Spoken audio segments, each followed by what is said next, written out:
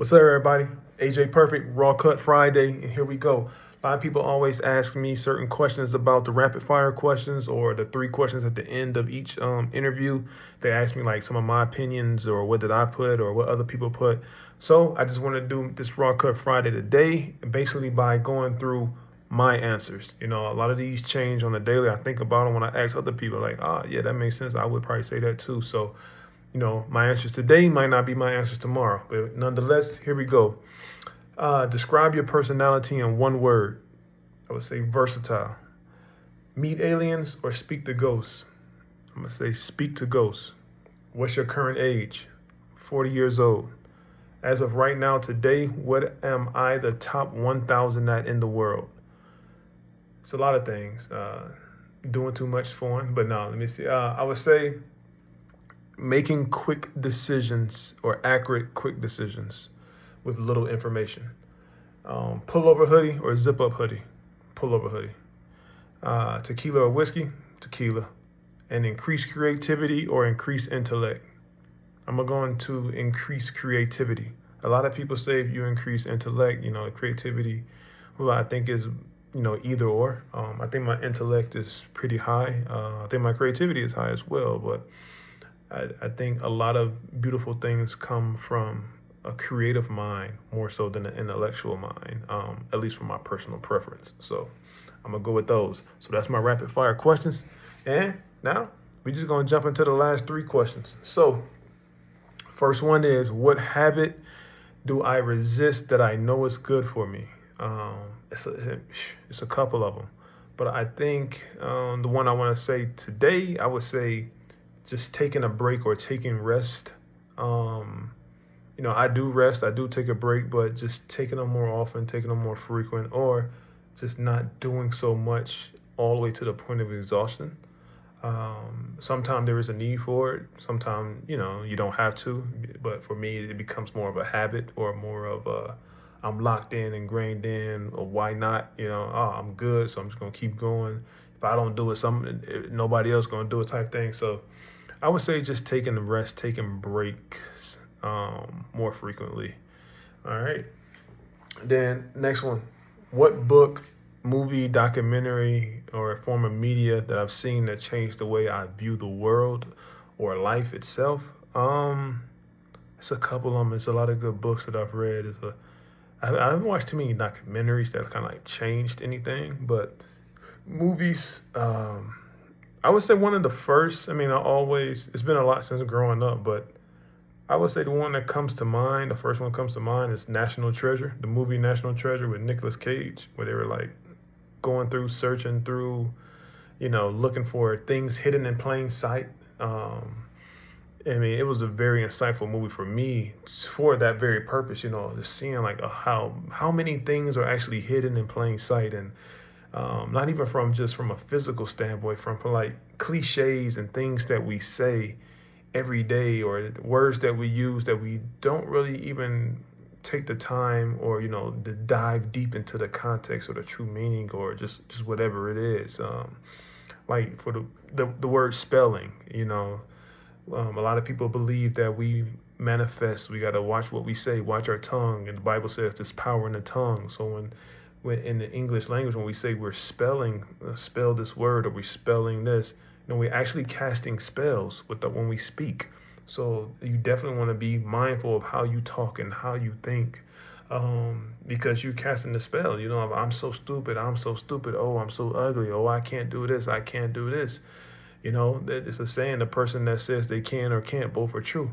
So, you're casting that spell out there. So, on top of all the things of like just looking at, different ways of how cities and things are mapped and built, like like the architecture of stuff, the landscaping of things, just and seeing like paintings and murals and just different things that's hidden in plain sight. It opens up a whole world all the way to the aspect of cliches and saying. So National Treasure, I love that movie.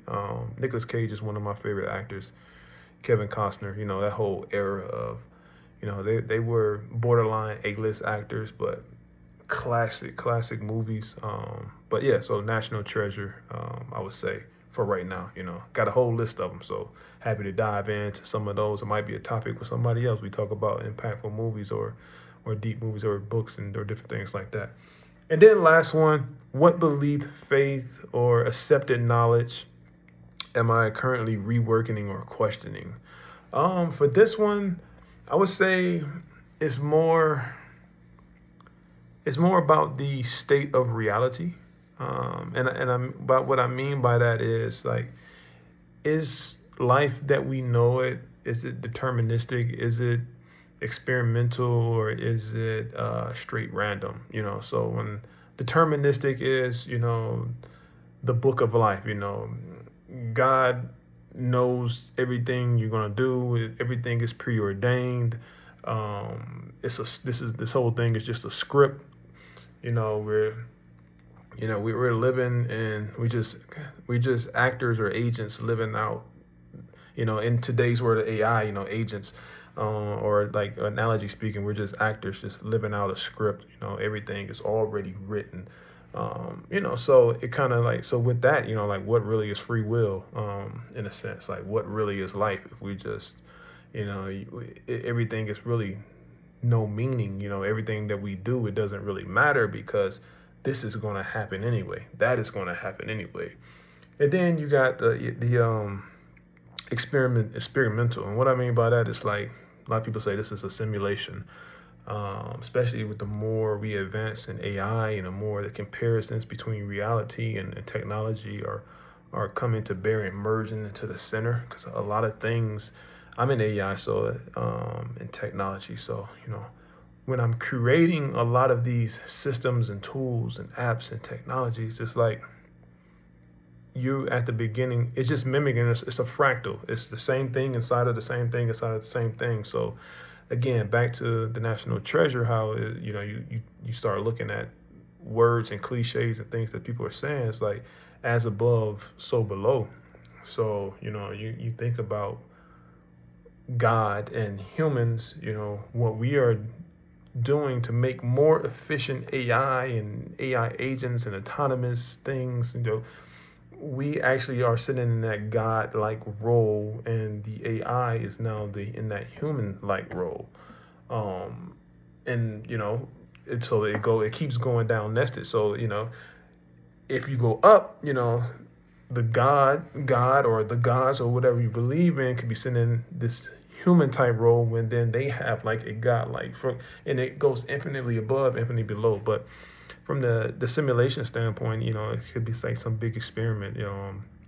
It's just like, for breaking it down real, like in layman's terms, like if you play a 2K video game, you simulate to get the results, to see whatever for, it could be for universal optimization. It could be just to see how, if I change the parameters of this, what would this react, or what's the outcome of this? Then I change, in another simulation and run another one. So, and you constantly do this. It kind of constantly speaks to like the multiverse. If you watch like Marvel and some of the superhero movies in DC, like the multiverse type things, or even with quantum computing, you start dive into quantum physics.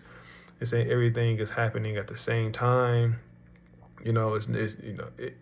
Not to get too deep into that, but that's kind of like a hybrid model between the deterministic and also the simulation piece. But and then you have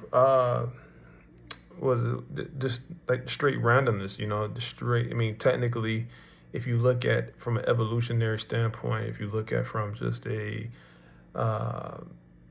this life itself emerging from an emergent standpoint, we technically and scientifically and mathematically should not exist.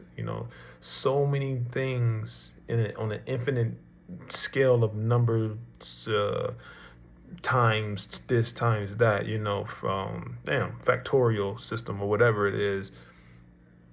It's theoretically impossible for us to actually exist right now, just because, just for us to wake up each day and for us to function correctly.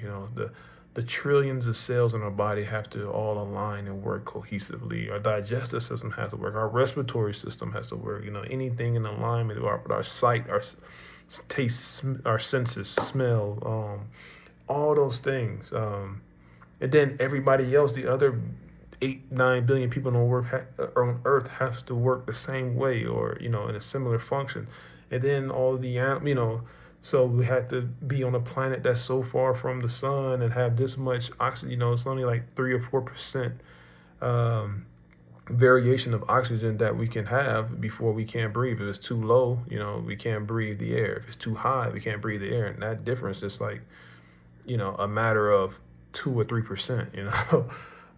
So yeah, just all these different factors that go in.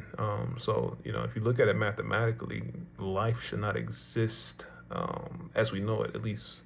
But and then you have so many other things. Like I said, it's a bunch of some of those are blended, some of those are it can be other different factors as well. But that's something that's kind of working on right now, is kind of formulating my opinions, formulating my theories, formulating, like what is the most likely to me, what's likely, what's least likely, not necessarily picking one, but just knowing all the different options for discussion. I mean, it makes good discussion topics, make fun side quests, conversations, you sitting down just chilling. But yeah, so that's it. That's my rapid fire questions. That's my wrap up questions. So y'all take it easy. Have a great weekend.